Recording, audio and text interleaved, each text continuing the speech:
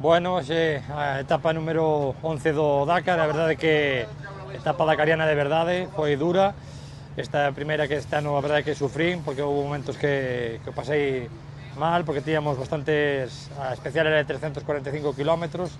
pero había moitas dunas de nivel 3, con area moi blanda, e pois había unha zona de dunetas que son dunas baixiñas, pero con area moi blandiña, nada máis que te despistabas un pouco, quedabaste clavado e tuve que bastantes veces pois quitar a moto que estaba enterrada hasta a mitade.